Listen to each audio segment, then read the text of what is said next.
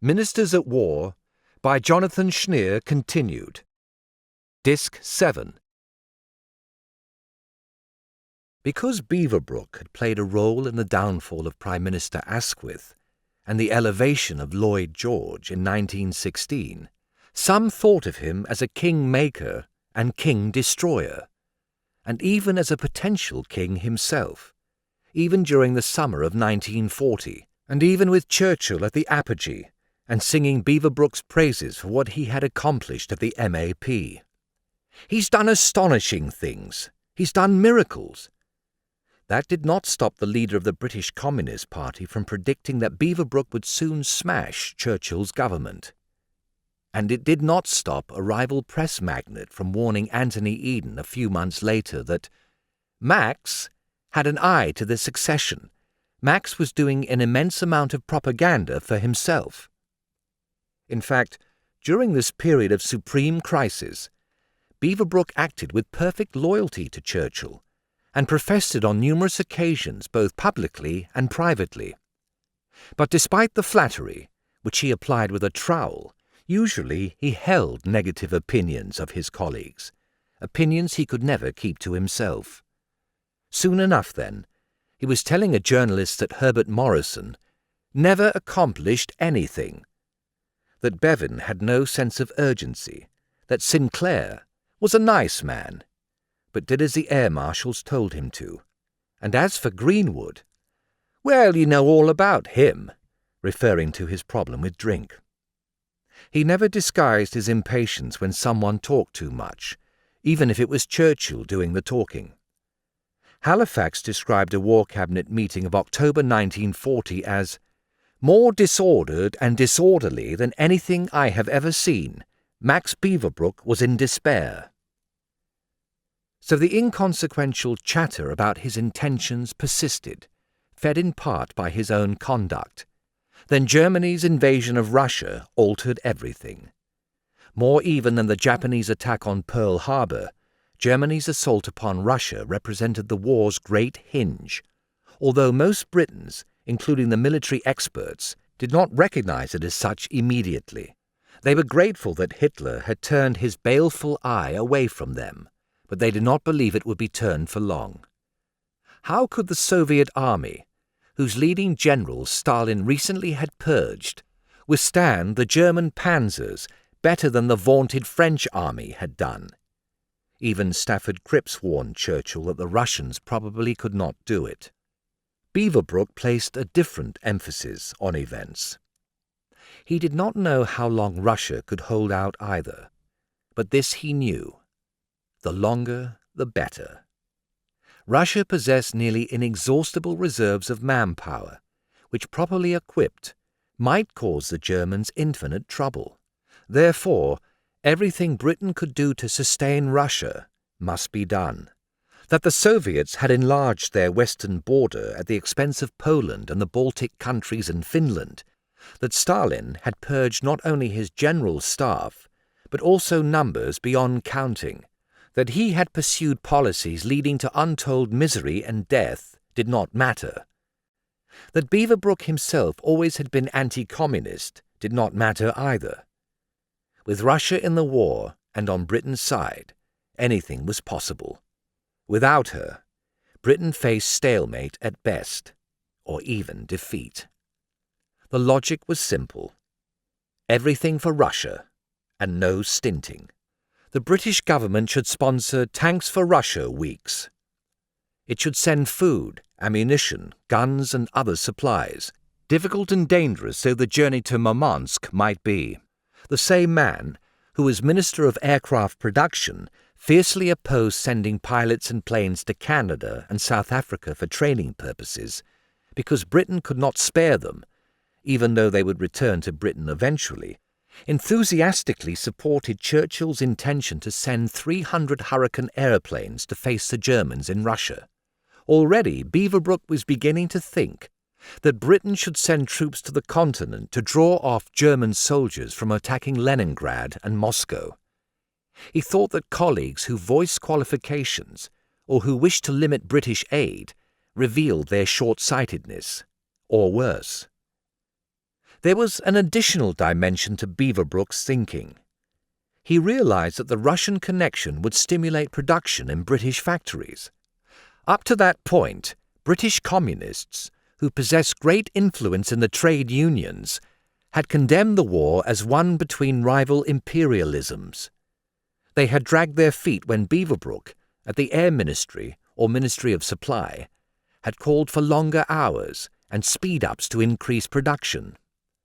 But the German invasion of Russia transformed their outlook. Now, with the motherland of socialism under attack, they supported Beaverbrook's production drives wholeheartedly. For the first time, the conservative imperialist millionaire lord and the communist shop stewards, who served as intermediaries between workers and trade union leaders, saw eye to eye. Perhaps this new association planted certain seeds in Beaverbrook's mind, for surely he understood that the war cabinet minister who championed aid to the Soviet Union, and who also had the shop stewards behind him, might become leader of a powerful movement. His newspapers echoed his cry of all possible support for Russia. This led to trouble with his colleagues in the government. What was his connection to the press campaign? He denied that there was any. Not surprisingly, the war cabinet remained unconvinced. Ministers thought he was trying to influence government policy from outside. Most of them had never trusted him anyway. Beaverbrook offered to resign. Churchill refused to accept his offer. But we may see here the first sliver of a wedge that eventually could separate the two. Churchill never really trusted his ambassador to Russia, Stafford Cripps, but despite all, he did count on and admire Beaverbrook, who might have been born to be his emissary to Joseph Stalin. Beaverbrook had demonstrated his skills as a go-between when he had represented Lloyd George and Conservative Party leader Andrew Bonar Law to each other during the previous war.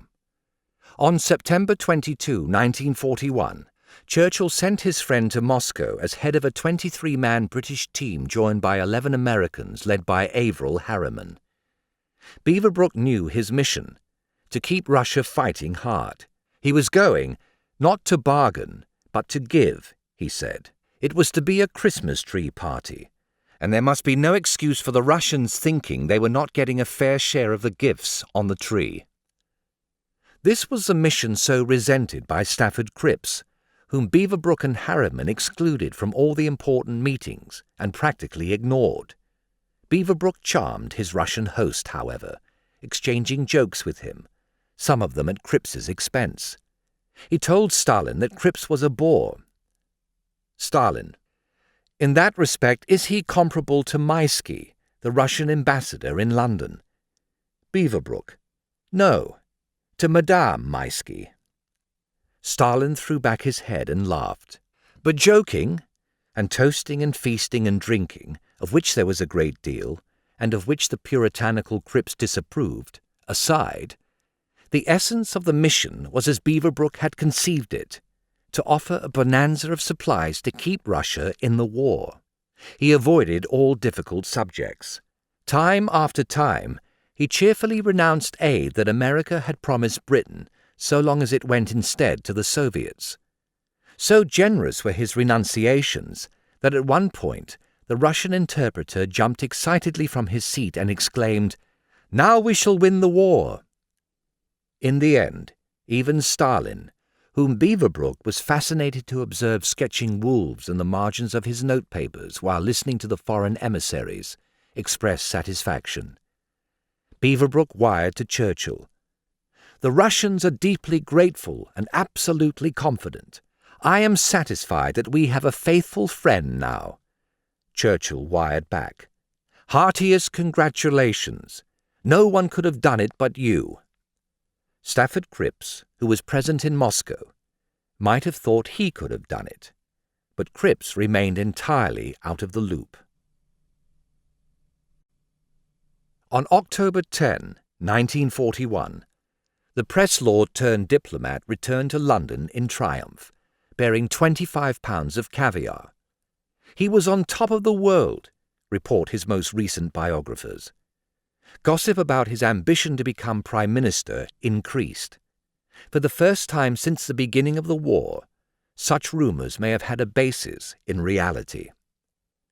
Late 1941 was a season of discontent for and with Winston Churchill. The backbench MPs Clem Davies, Wilf Roberts and Herbert Williams were calling for reorganisation and streamlining of the government in the interests of efficiency. Many wanted Churchill to give up his position as Minister of Defence. Certain organs of the press had joined in. Stafford Cripps's friends were importuning him to come home to challenge the Prime Minister. Cripps himself, smouldering in Moscow over his treatment by Beaverbrook, was angling to return, and he wanted to force big changes when he got there. The difficult political situation for Churchill meant an opening, for Cripps certainly, if he returned in time to capitalise upon it, but also for Beaverbrook, whether he intended to exploit it or not.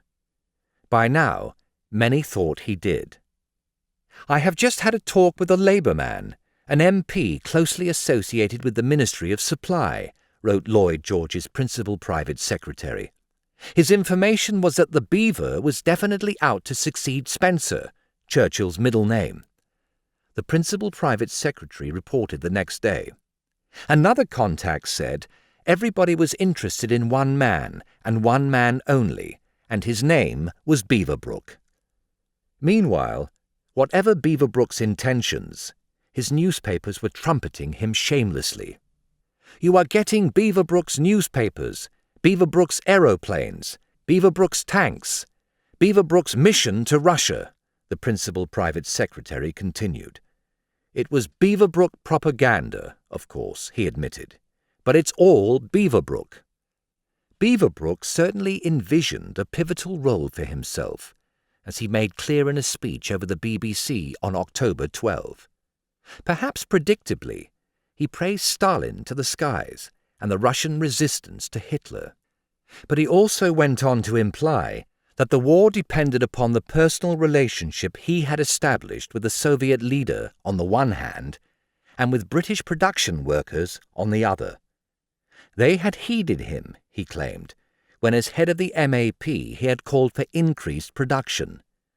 Now he pressed them to work even harder, not only for their own country, but also for Stalin's. Britain and Russia shared a common destiny, he told them. It was not very different from the speech broadcast over the BBC a few months later by Stafford Cripps when he returned from Russia. Beaverbrook got his in first. He did not so much as mention Cripps. Now he thought he could vault over Cripps to become Russia's foremost champion in Britain. He thought, too, that he could vault over the leaders of the Labour Party, who remained staunchly anti-communist no matter how fiercely and successfully the Soviets fought the Germans. Lloyd George's principal private secretary again.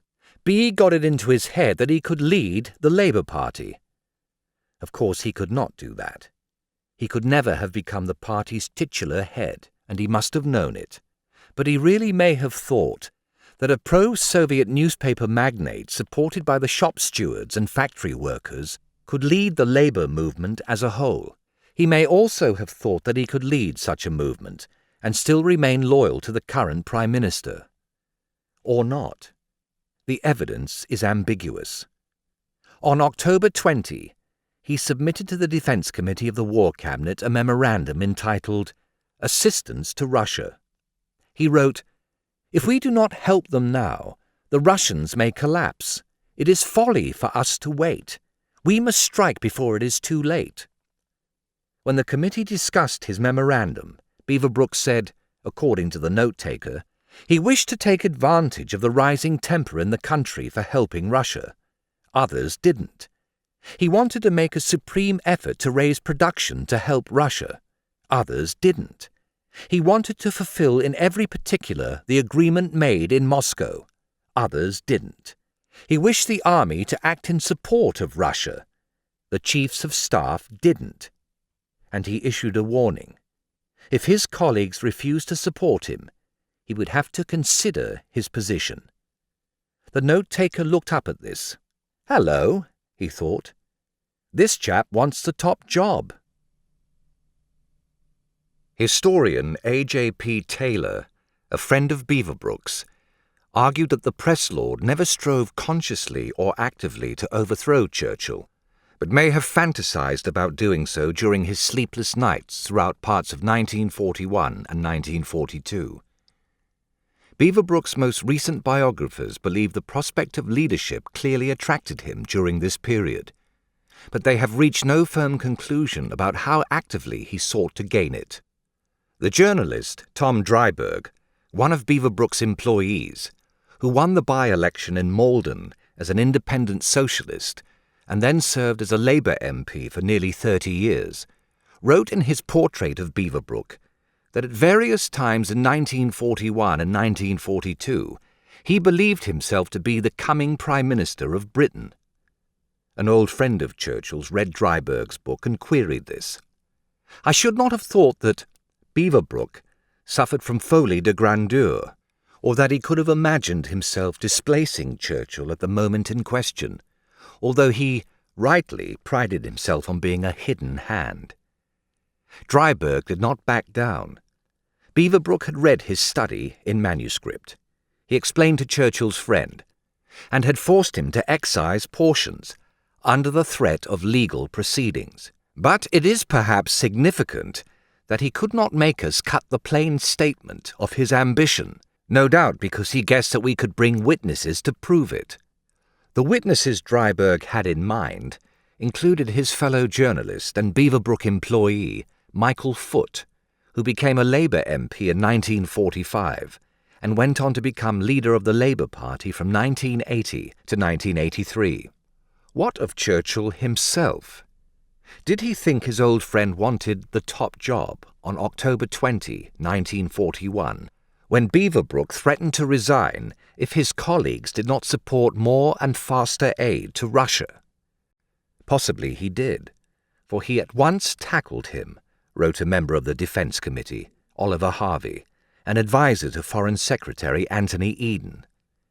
He saw him, Harvey recorded, employing a poker term. If Beaverbrook resigned from the government, Churchill warned, then they would all have to consider their positions. He meant that Beaverbrook's resignation could bring down the entire government. Surely his old friend did not want that. Bee blustered and growled, Harvey continued, and finally acquiesced. After the meeting, Churchill told Eden that he did not believe his old friend would resign, but he did not underestimate the deadly threat that such a resignation would pose. If Beaverbrook quit over the issue of aid to Russia and then mounted a public campaign to press for it, that would mean war to the knife against him. Churchill preferred to think that Beaverbrook was merely engaging in his usual tactic. The worrisome aspect was that this time he had offered his resignation not in a private letter, but in public. Beaverbrook and Churchill both quickly reverted to form. During the autumn and early winter of 1941, the former sent the Prime Minister a flurry of resignation letters, and the latter refused them all. Beaverbrook did not insist, but he had transferred his ferocious energy and focus from production for the British war effort to production and every other form of aid for Russia. At War Cabinet meetings he argued that, in solidarity with her Soviet ally, Britain should declare war on Finland, which, despite the armistice that had concluded the Winter War of 1939 to 1940, had resumed fighting Russia on the same day Germany invaded her in June 1941. He also thought Britain should recognize Russian conquest of the Baltic states. "Unless we accept the principle of strategic frontiers, we have no right to Gibraltar, Britain's strategic frontier at the western end of the Mediterranean," he argued with impeccable, if unwelcome, logic. His colleagues refused to accept the parallel. Beaverbrook complained. Attlee, backed by some of his friends, blocked this policy over and over again. It may have been at this point that he honed the contempt for Labour's leader that would surface during the cabinet reconstruction in February 1942. Certainly he now concluded that Attlee and the other Labour leaders had lost touch with their rank and file, who he was certain wanted a stronger pro-Russian policy. He even suggested to the War Cabinet that Churchill appeal to the country on this issue. He never thought he could be leader of the Labour Party, but he may have calculated that a general election, during which he campaigned for more aid to Russia, and Labour's leaders campaigned against, would weaken them and strengthen him as well as others who shared his views. Interestingly, only a little later, Cripps reached a similar conclusion about his own chances after a general election. Churchill, who was at least as suspicious of the Soviets as Attlee, however, never took the idea seriously. A general election would await victory over Germany. Meanwhile, the domestic political situation continued to deteriorate. But when Japan attacked Pearl Harbor on December 7, 1941, and Churchill embarked for America and consultations with President Roosevelt 5 days later, he took Beaverbrook with him. He believed that no other Briton could press the Americans harder and more effectively for increased war production than his old friend, and events proved him right. Beaverbrook may have made his greatest contribution to Britain's wartime cause not in London as chief of the MAP in 1940, but in Washington at the end of 1941 and beginning of 1942, by persuading American policymakers to drastically increase their production targets. Churchill and Beaverbrook's return to Britain on January 14, 1942, preceded that of Stafford Cripps from Russia by only a few weeks. Beaverbrook aspired to be his country's greatest champion and interpreter of the Soviet Union, but that was a role Cripps already had played, and was determined to play again, despite his disillusionment with Russian-style communism. Beaverbrook may already have begun to think of himself as a potential successor to Churchill, although he did not say it out loud, or perhaps even admit it to himself. At this point, Cripps definitely entertained this possibility, and said as much to his intimates. Beaverbrook and Cripps had clashed in Moscow. They were destined to clash in London as well. Churchill will have to find a way to reconcile them, or if that proved impossible, to make use of them somehow anyway, and simultaneously to protect himself from these two ambitious men. Early 1942 was the period of the no-confidence vote in Churchill's government, called by the Independent Labour Party, which garnered only 2 ballots. Of the Prime Minister's abortive attempt to appoint Beaverbrook Minister of War Production and Cripps Minister of Aircraft Production, of Bevan's refusal to cede an inch of turf to any production minister, let alone to be one named Lord Beaverbrook, of the 3 German ships sailing up the coast of France, of the fall of Singapore, and of Cripps delivering the speeches and press conferences on Russia that further enhanced his reputation and fueled his ambition. Churchill must have felt more beleaguered than ever. These developments forced his hand. Churchill had to have Cripps, at least for the moment, because the country demanded it. He had to have Bevan, because the Labour Party demanded it. He had to have Labour, and he had to have Attlee, who was leader of the Labour Party. He could have kept Beaverbrook, if only his friend had been willing to compromise with Bevan about his powers as Minister of Production, and with Attlee about aid to Russia. But his friend would not do it. As noted earlier, the Prime Minister let him go with great reluctance on February 18, 1942. At first, the Press Lord thought it a blessed release. By now, everything about government service exasperated or angered him. He could not work with Bevan or Attlee or Cripps, or indeed with practically anybody at this point. The RAF, largely his creation, had won the Battle of Britain, and despite the German ships jaunting along the French coast and the country's renewed jitters inspired by them, the threat of invasion had eased. American planners had accepted his production targets. He could persuade himself that he already had done his job. "I have a deep respect for the Prime Minister," he wrote to Eden on March 3, I will not do or say anything to weaken his authority. But Beaverbrook could be only Beaverbrook, and perhaps the note-taker at the meeting the previous October had been right. Maybe Beaverbrook really was thinking about the top job. Exactly 2 weeks after promising Eden he would never weaken Churchill, Beaverbrook had lunch at the Savoy Hotel with Leslie Hoare-Belisha, the former cabinet minister who would wind up the House of Commons debate for the sponsors of the no-confidence motion in July. Max said he had decided to oppose the government, wrote Hoare-Belisha in his diary. He would provide any money required for the creation of an opposition. Hoare-Belisha does not say in his diary how he responded. Then Beaverbrook invited Sir Arthur Salter, the independent MP for Oxford University, to dinner at his country house. Salter had recently returned from a successful stint in America, where Churchill had sent him to stimulate US shipping production. Beaverbrook wondered, would Sir Arthur join him in forming an anti-Churchill party? Salter said that he would not. Beaverbrook dined also with Harry McGowan, chairman of Imperial Chemical Industries. McGowan asked him whether he would rejoin the government. Beaverbrook replied, "Never, unless I join as Prime Minister." Simultaneously, Beaverbrook was telling Eden that he considered himself free to advocate his Russian views because he was outside the government.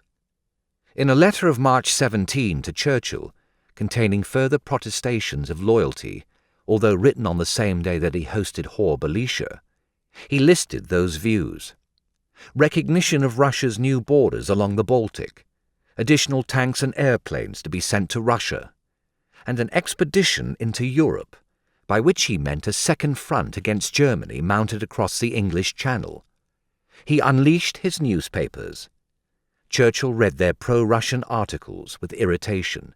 It was at about this time that he learned his friend had said to one of his aides, "It is either the Premiership or nothing now." The aide later said he could remember hearing no such statement. Whether Beaverbrook uttered it or not, the Prime Minister could have been excused for thinking that his old friend was perhaps a greater troublemaker outside the government than he had been while inside it. Churchill had brought one cuckoo into the nest by appointing Cripps to his war cabinet.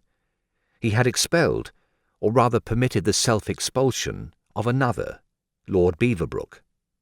He did not think Beaverbrook would actually conspire to bring him down. He accepted the Press Lord's many protestations of loyalty and friendship, but he also knew that such protestations carried little weight at the highest level of British politics.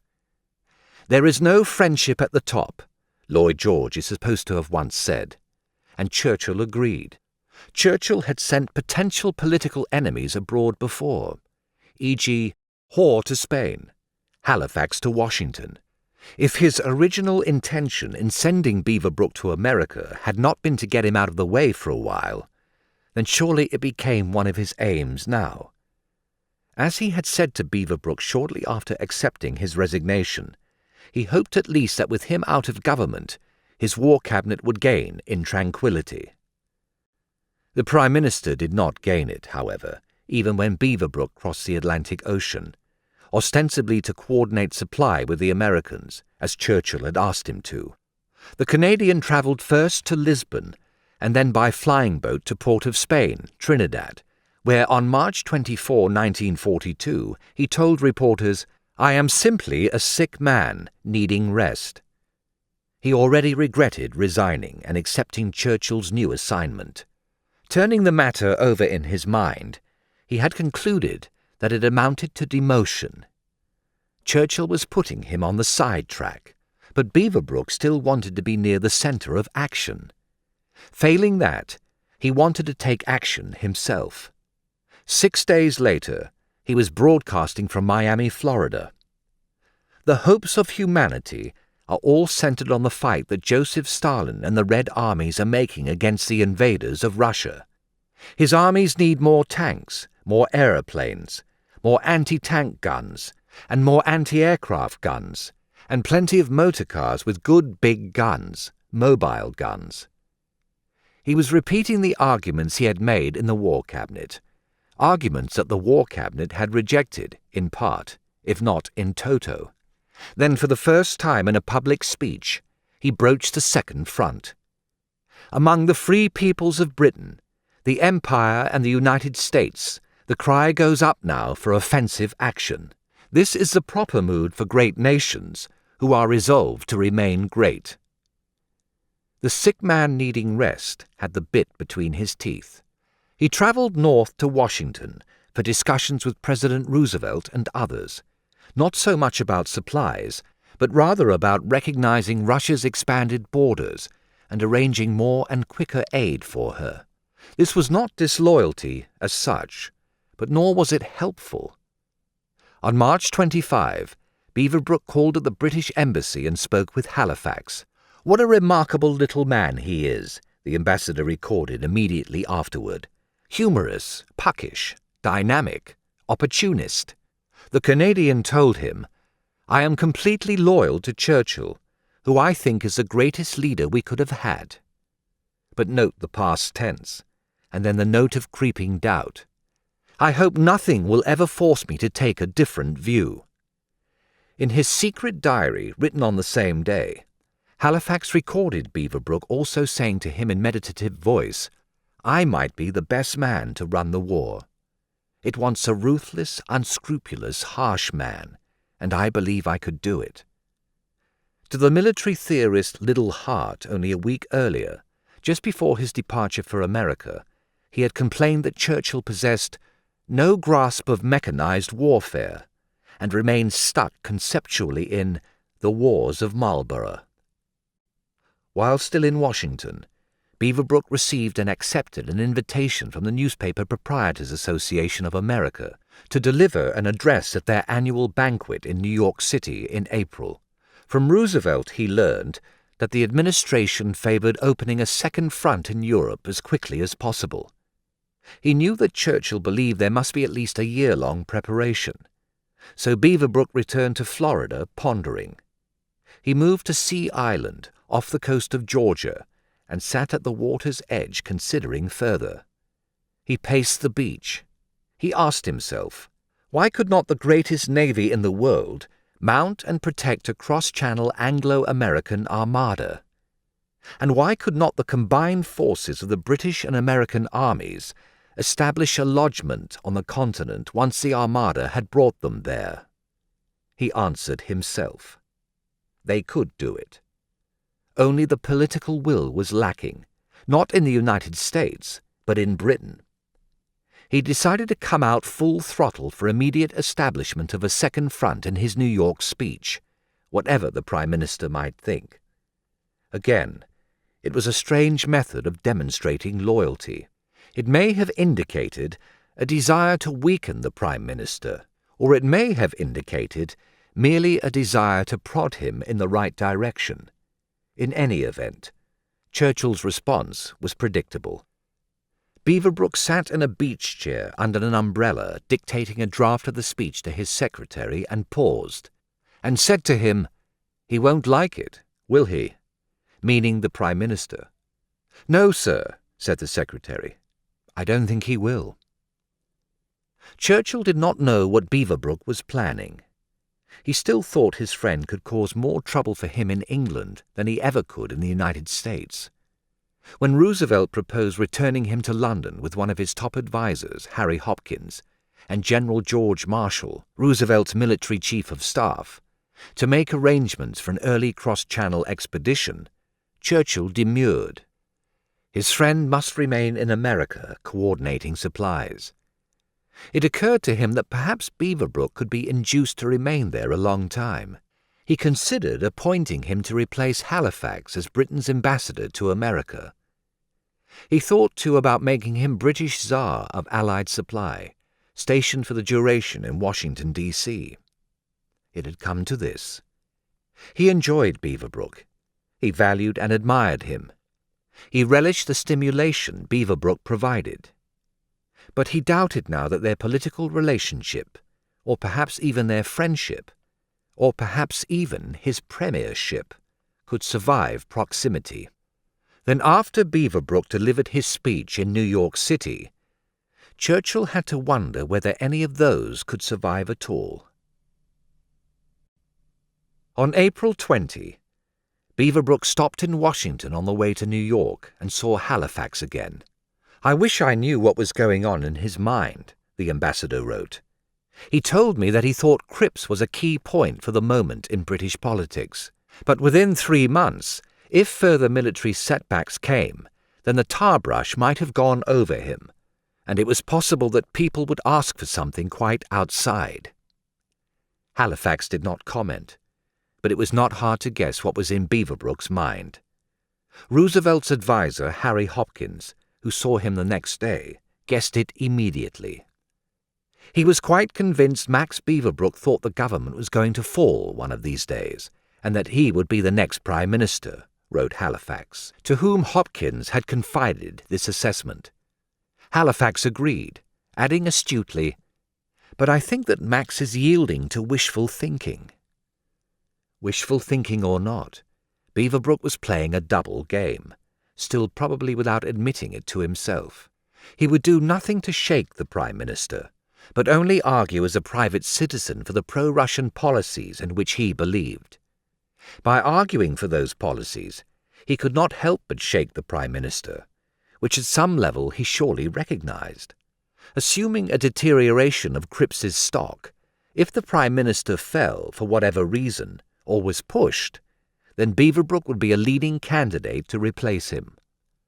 On April 23, bronzed from the sun and looking fit, and wearing evening dress with a white carnation in his buttonhole, Beaverbrook strode to the rostrum on the stage of the Waldorf Astoria Ballroom in New York City to deliver his address, and to shake the Prime Minister. He spoke into microphones that broadcast his speech from coast to coast, paying lavish tribute to his former chief. "Churchill is the embodiment of the spirit of Britain today." Then he planted seeds of doubt, while ostensibly trampling upon them. "I am told that Churchill will fall before the summer is out. You must help me to kill that bad rumour." Everybody knows there is no better way to give a rumour currency than to deny it. Beaverbrook did not offer unambiguous support to Churchill later in his speech either. He did heap further praise upon him, and upon the gallant British soldiers and sailors and airmen, and upon the British people, who had borne enormous sacrifices over the past 2 years. But his main point was that, somewhere along the 2,000 miles of coastline held by the Germans, American and British soldiers should establish a second front now. "The day has come when in almost every quarter in Britain the cry goes up, 'Attack!'" His words directly contradicted Churchill's thinking. So did these. "Communism under Stalin has produced the most valiant fighting army in Europe. Communism under Stalin has provided us with examples of patriotism equal to the finest annals of history.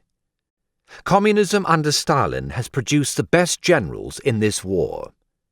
And more egregiously, "Persecution of Christianity? Not so. There is no religious persecution in Russia. Racial persecution? Not at all. Jews live like other men. Political purges? Of course. But it is now clear that the men who were shot down would have betrayed Russia to her German enemy."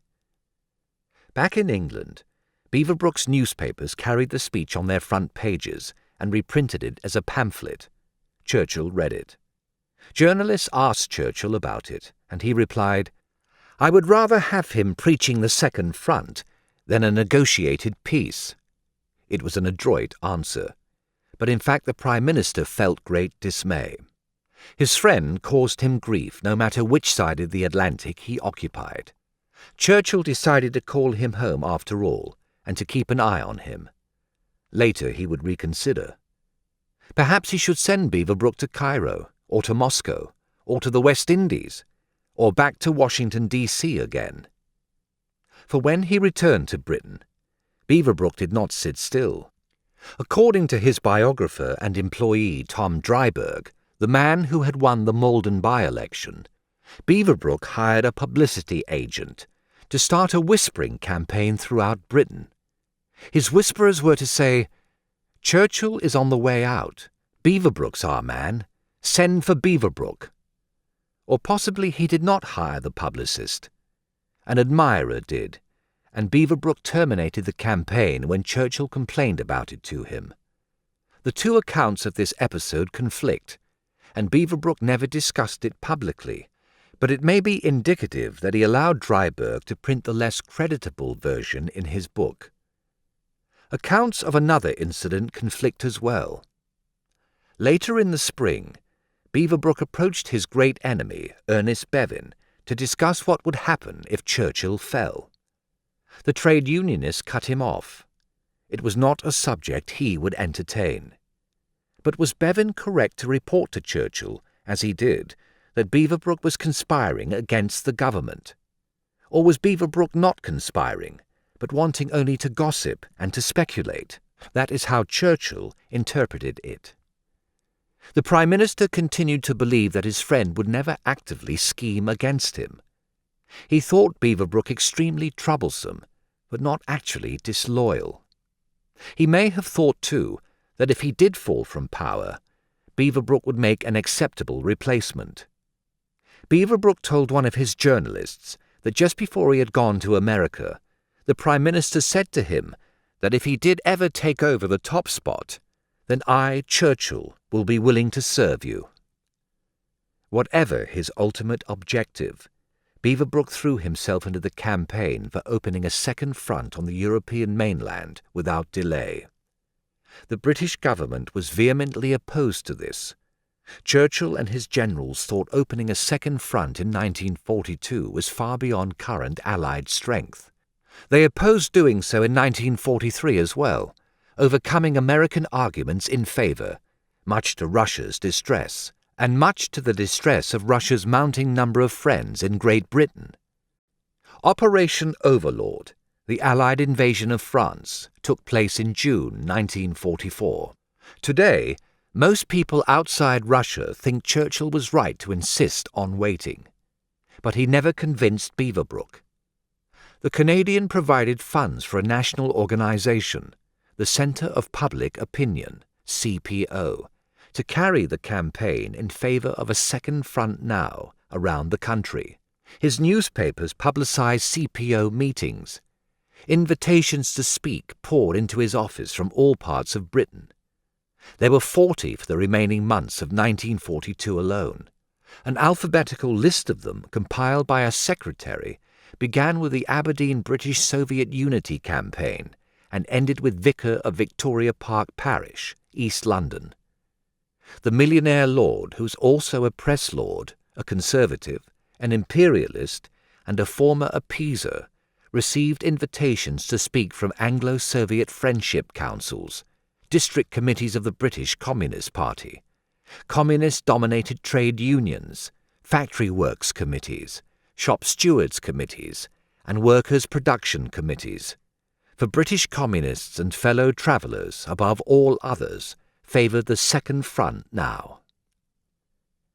Most famously, Beaverbrook accepted an invitation to address the Birmingham Committee for Anglo-Soviet Unity on June 21, 1942, the anniversary of Hitler's attack on Russia. Somebody filmed it. Today, a video of the event may be seen online. To view it is to understand how Beaverbrook could have thought that he might lead a popular left-wing movement, how he could even have thought that he would be popular enough to replace the Prime Minister should Churchill fall. Before he spoke, 10,000 workers and members of the Home Guard and other bodies, banners flying, bands playing, marched past the stage and rostrum, many giving him, and the Lord Mayor of Birmingham, and Mrs. Lawrence Cadbury, chair of the committee and wife of the chocolate manufacturer, the communist clenched fist salute. They marched beneath a Russian flag of hammer and sickle flying above the Birmingham Council House. A Russian and a British flag, sewn together, draped the rostrum from which he delivered his speech.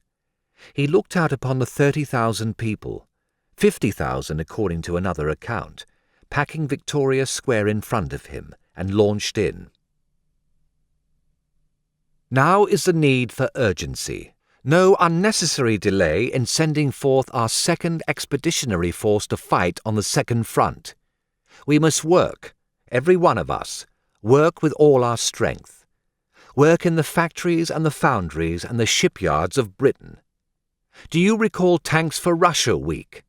Remember it and do it again. Tanks for the second front. Airplanes for the second front. Ships for the second front. What we have got, Russia is entitled to share. What we can give should be sent to them willingly, gladly, rejoicing as we go. We may have to share our bread with the Russians, and sugar too. Men we must give, equipped with tanks and airplanes. The naval blockade did not win us the war. The bomber will not bring the war to an end. The army will win this war. It is, in my opinion, equipped, ready for the job, and wanting to do it. Let the ministers launch that movement now. The audience roared its approval. Beaverbrook was at the peak of his powers and riding the crest of the wave. What might he not aspire to, given his reception at events such as this, and given the national response to his campaign? Beaverbrook in fact stood that day on the very peak of that wave. But it had crested and was about to break. He may have known it even as he spoke. Moments before he strode to the rostrum, one of his journalists pulled him aside.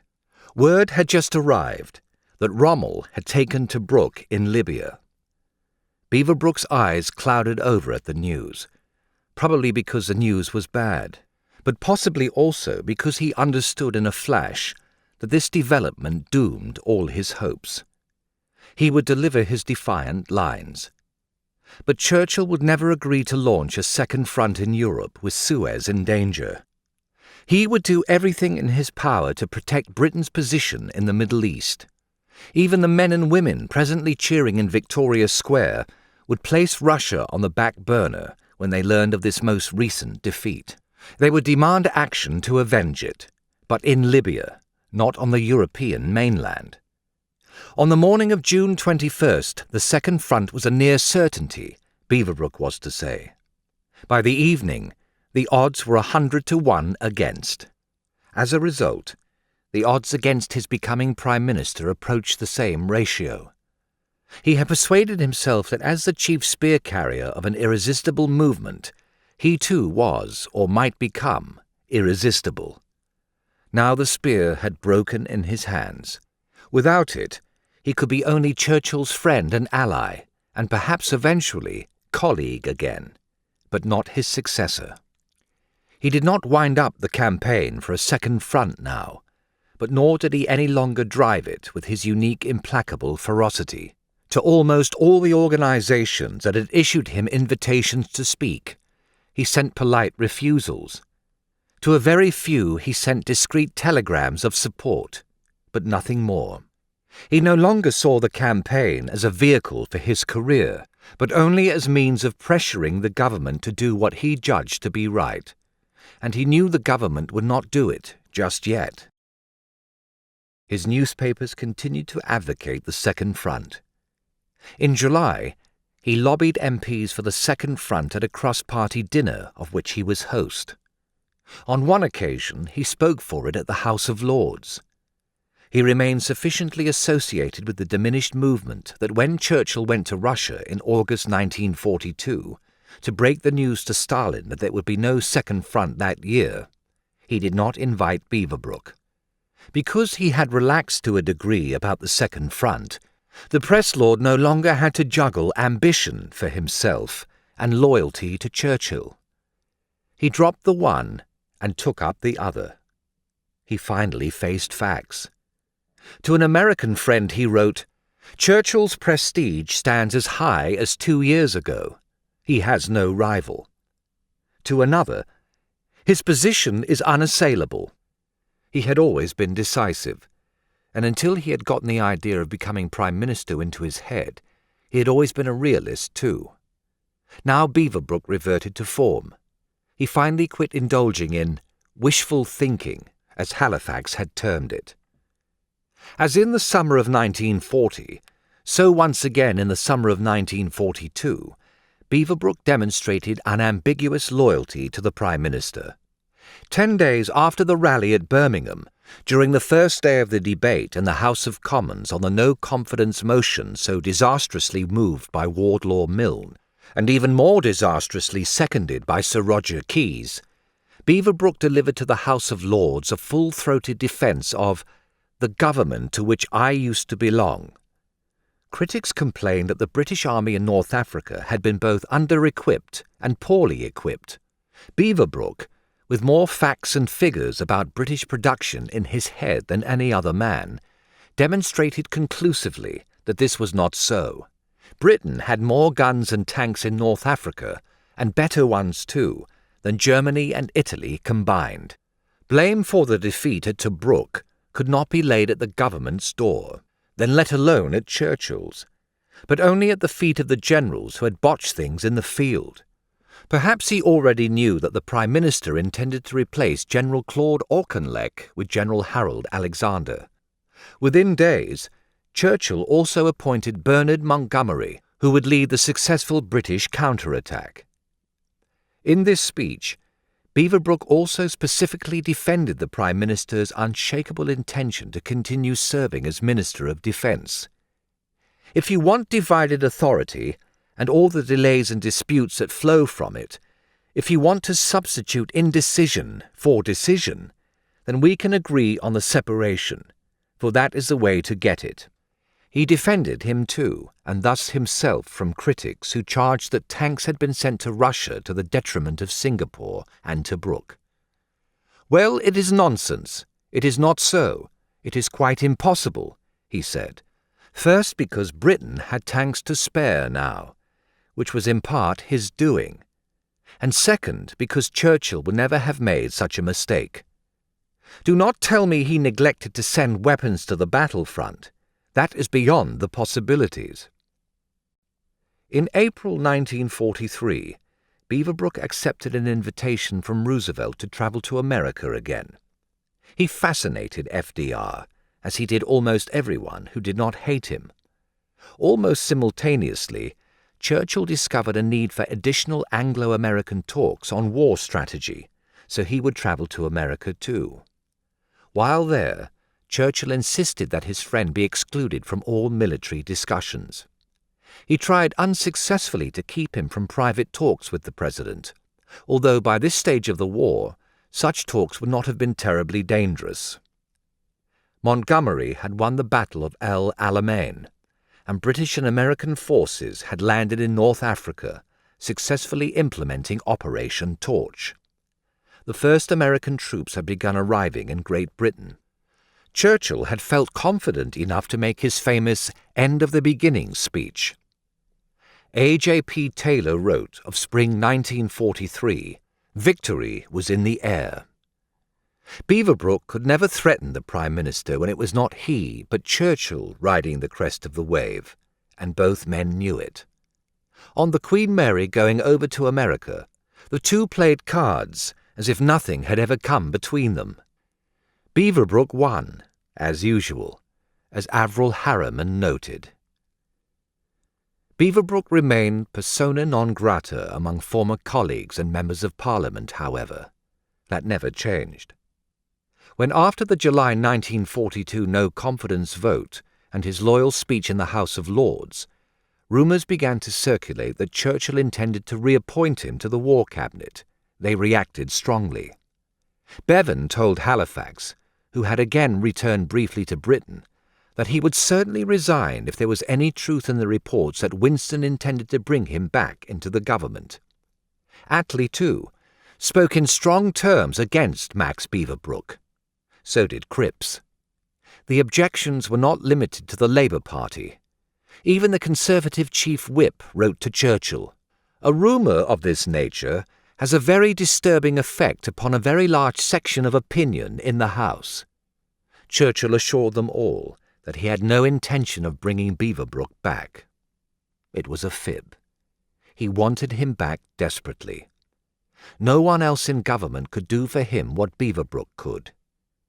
"Winston is undoubtedly a very lonely man," wrote Lloyd George's PPS.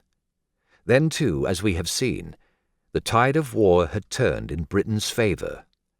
Churchill and the Americans began seriously planning for the Second Front during the summer of 1943. The Prime Minister told his friend about it. With his position absolutely secure again, and Beaverbrook back on his side and satisfied about the Second Front, Churchill finally could do what he had long wanted to do. In September 1943, he offered the Canadian reappointment to the government as Lord Privy Seal, confident that Beaverbrook would accept. Churchill still had to keep a weather eye out for Beaverbrook's enemies. To assuage them, he stipulated that the position did not entail a seat in the War Cabinet. Now all the blocks fell into place, except for one.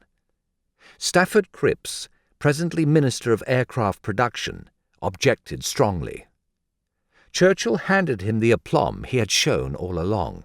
He wrote, "It is not usual for a Prime Minister to consult all his colleagues on the advice which he tenders to the Crown in respect of His Majesty's servants. For good or for ill in our system in this country, he must bear the responsibility himself."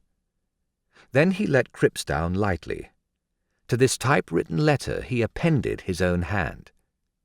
"I hope we can have a meal together soon." Beaverbrook accepted the appointment. His exclusion from the War Cabinet did not matter. He and the Prime Minister could and did resume talking and scheming and drinking and smoking long into the night. Churchill would rely on him more than ever, never more so than during the run-up to the general election of 1945. It may seem today that neither the challenge posed by Stafford Cripps to the Prime Minister nor the challenge posed by Beaverbrook ever amounted to much. Most obviously, neither man led a political party. In fact, neither man could be termed a party loyalist. This meant that neither man ever commanded a voting bloc at Westminster. It is also the case that almost nobody trusted Beaverbrook, and that while many trusted Cripps, only a few in the House of Commons trusted his political sense. Finally, neither man ever actually threw down the gauntlet. They only manoeuvred for place and thought about throwing it down. One or the other of them might have become Prime Minister, however, if he had played his cards differently, or if Churchill had, or if the war situation had continued to deteriorate. After all, in 1940, Churchill too had suffered from drawbacks very much like those of Cripps and Beaverbrook, and he had made it to the top. As with them, so with him. He had had no party machine at his back. Few had trusted his political wisdom. He too had long hesitated to throw down the gauntlet to Neville Chamberlain. In short, his usurpation of power in 1940 did not seem more implausible at the time, perhaps, than the prospect of usurpation by Cripps or Beaverbrook did in 1942, however that prospect may seem to us now. It is useful to remember that Churchill's colleagues did not treat him with the reverence he so often receives today. They did not know how posterity would view him. They saw him at the time as a great and brilliant man, no doubt, but also as a difficult and flawed one. He seemed to them too fond of his own voice, too dictatorial, too sure of his own judgment. Some thought he drank too much. Some worried about his health. In short, they viewed him as a human being, imperfect like all human beings. During late 1941 and early 1942, not everyone viewed him as the inevitable and irreplaceable Prime Minister, even if that is how most of us view him, 3/4 of a century later.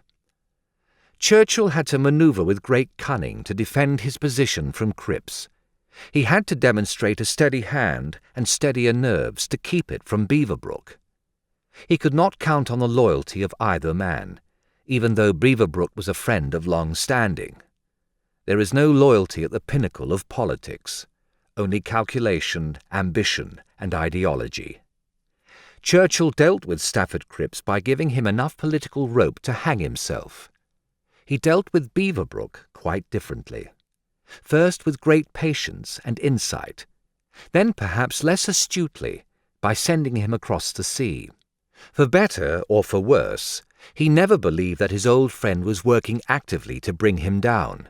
He did not need to hang him with a rope, therefore, but only to string him along until something turned up. He wanted not a rope at all, really, but rather a pin to let the air out of Beaverbrook's balloon. In the meantime, the Prime Minister and his military advisers persuaded the Americans to postpone the Second Front. Britain signed a treaty of friendship with the Soviets, but without committing to an immediate invasion of Europe. Churchill was in America when he learned about Tobruk. Ironically, this bad news for Britain was good news for him, at least in one sense. It was the pin to puncture Beaverbrook's bubble. It ended the threat that the Canadian posed to his premiership, because it ended the campaign for the Second Front now, and therefore Beaverbrook's hopes for the top job, however seriously Beaverbrook cherished those hopes, and however he may have intended to realize them. The Prime Minister had only to wait some more, until further developments enabled him to bring his old friend back into the fold. Once again, he had gotten what he wanted. Chapter 10. The Impact of Professor Beveridge. In June 1940, after negotiations with Mussolini had been ruled out, and a fight to the finish against Germany agreed upon, Socialists and Conservatives in the War Cabinet knew they must learn to cooperate and compromise with one another, or Britain would lose the war. Ministers on the right agreed, however reluctantly, that in order to prosecute the war most efficiently, the government would have to assume new powers, enabling it to intervene in the economy. Ministers on the left accepted that the government would not intervene so often and deeply as they thought it should.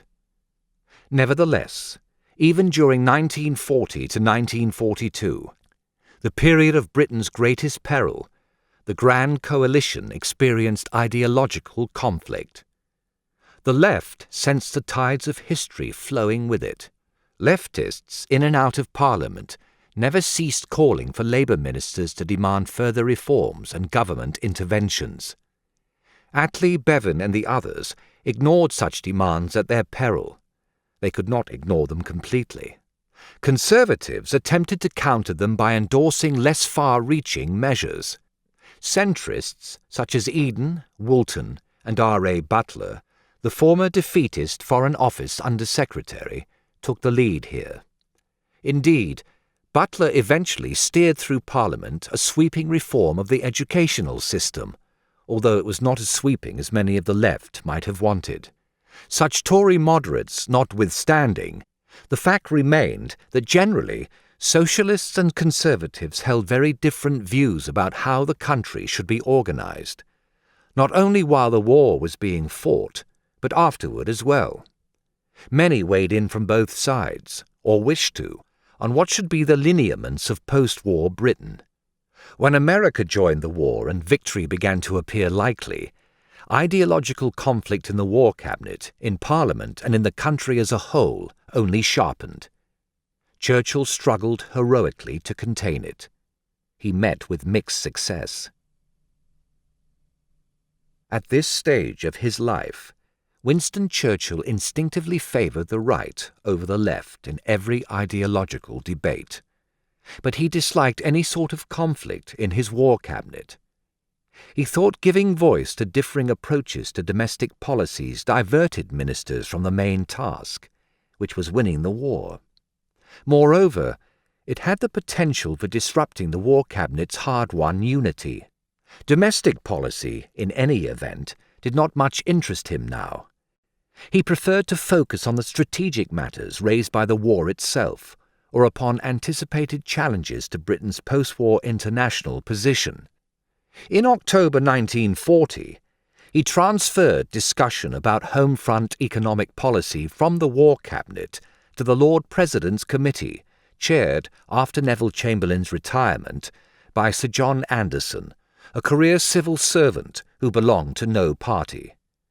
It was a shrewd choice. "He is agreeable, and always agrees with you," Beaverbrook once observed of Anderson to Churchill, although he himself disliked the man. In cabinet meetings, Beaverbrook and Brendan Bracken, whom Churchill had selected to replace Duff Cooper as Minister of Information on July 21, 1941, would pass snide notes to one another. They called Anderson Pomposo. The urbane Eden never indulged in such behaviour, but confided to his diary about Anderson, "A good committee man, but zero in cabinet." The Prime Minister may have judged that such a figure was unlikely to initiate comprehensive measures. He did not seem aware of an inbuilt bias in his own approach. With the Nazis at his throat, it was relatively easy for an advocate of temporary or limited reform, that is to say, a Conservative or a Whitehall Mandarin such as Anderson, to deprecate visionary talk. It was not so easy for men who had gone into politics in order to champion the working class, and who possessed a transforming vision for Britain, even though the Nazis were reaching for their throats too. Not surprisingly, then, even though Churchill had the Lord President dealing with domestic issues, the muted approach did not satisfy a rapidly growing chorus, demanding that more attention be paid to what Britain should look like after Germany had been defeated. Churchill threw the chorus a small bone. At the end of 1940, he appointed his increasingly bleary War Cabinet colleague Arthur Greenwood to study this subject. The Lord Privy Seal would have a small staff of 5 or 6, mainly junior ministers, to help him. Churchill warned Greenwood, "It will not be possible for any of the ministers in charge of departments mainly concerned with the conduct of the war to pay real attention to post-war reconstruction. To those ministers I must reluctantly add myself." He thought of Greenwood's committee as a safety valve, and as he probably expected and privately hoped, the committee met several times but made slow progress. The progress was so slow, however, that eventually even Churchill felt he had to do something about it.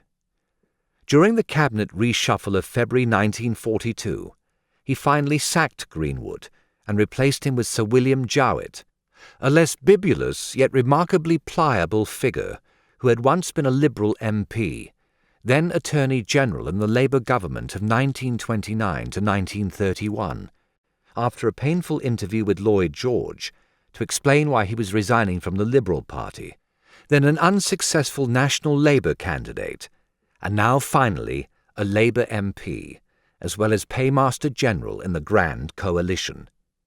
Jowett once had said that he wished to have some convictions. Perhaps Churchill appointed him to replace Greenwood because he deemed him, as perhaps he deemed Anderson, unlikely to have too many about far-reaching reform. If so, then certainly Jowett tried to please. "I find it difficult to find out what he has been doing. I suspect very little," one cabinet minister commented. But Jowett did commission the Home Intelligence Division, HID, to undertake a survey of public feeling upon post-war reconstruction. In this way, a man who was eager to satisfy quite inadvertently placed the Prime Minister in an unsatisfactory position. For the HID report, issued in November 1942, revealed an extraordinary radicalization of popular sentiment since the days of Neville Chamberlain. Now a majority of Britons expected 5 great changes on the domestic front after Germany had been defeated. 1. There must be work at a living wage for everyone who is capable of doing it. 2. Private profit must cease to be the major incentive to work. Everyone must work primarily for the good of the community. 3. There must be financial security for everyone who is unable to work. 4. There must be decent homes for everyone at a cost which will not reduce people to poverty. 5. The same education must be available to everyone so that all will have an equal chance. The findings of the HID report confounded many Conservatives, but confirmed what politically acute observers on the left had been registering and pondering since the spring of 1940. Popular sentiment was swinging dramatically their way. The HID findings also dovetailed with those of another committee that had been taking testimony for 2 years. When that second committee released its report, Social Insurance and Allied Services, in December 1942, a month after the HID report came out, it exploded a bombshell that dwarfed that of the first committee. This audiobook is continued on Disc 8